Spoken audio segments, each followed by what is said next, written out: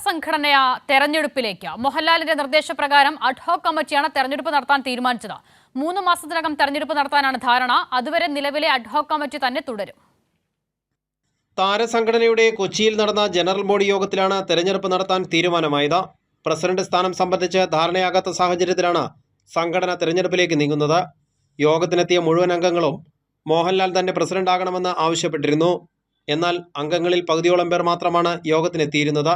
പകുതി അംഗങ്ങളുടെ പിന്തുണ പോരെന്ന നിലപാടിൽ മോഹൻലാൽ ഉറച്ചു നിന്നതോടെയാണ് തെരഞ്ഞെടുപ്പ് നടത്താമെന്ന നിലപാടിലേക്ക് അഡ്ഹോക് കമ്മിറ്റി എത്തിയത്. 3 മാസത്തിനകം തെരഞ്ഞെടുപ്പ് നടത്താനാണ് തീരുമാനം.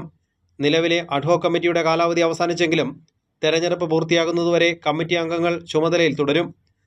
പ്രസിഡന്റ് സ്ഥാനത്ത് മോഹൻലാലും മറ്റ് അഡ്ഹോക് കമ്മിറ്റി അംഗങ്ങൾ അതാത് ചുമതലകളിലുമായി പുതിയ ഭരണസമിതി എന്നതായിരുന്നു യോഗത്തിന് മുൻപുണ്ടായിരുന്ന ധാരണ. രാജിവെച്ച സെക്രട്ടറി, ട്രഷറർ സ്ഥാനങ്ങളിലേക്ക് സിദ്ദിഖിനും ഉണ്ണിമുകുന്ദനും പകരമായി പുതിയ അംഗങ്ങളെ കണ്ടെത്താമെന്നും തീരുമാനമുണ്ടായിരുന്നു. അതേസമയം മോഹൻലാൽ നിലപാട് ഘടിപ്പിച്ചതോടെ അഡ്ഹോക് കമ്മിറ്റിക്ക് തെരഞ്ഞെടുപ്പെന്ന തീരുമാനത്തിലേക്ക് എത്തേണ്ടി വന്നു. ഇതിനിടെ അവസരം കുറഞ്ഞ താരങ്ങളെ പ്രയോജനപ്പെടുത്തി ഷോർട്ട് ഫിലിമുകളും സിനിമകളും നിർമ്മിക്കാനായി കൊച്ചി മെട്രോ എന്ന പേരിൽ പുതിയൊരു പദ്ധതിക്കും താരസംഘടന തുടക്കം കുറിക്കുന്നുണ്ട്. കൈരളി ന്യൂസ്, കൊച്ചി.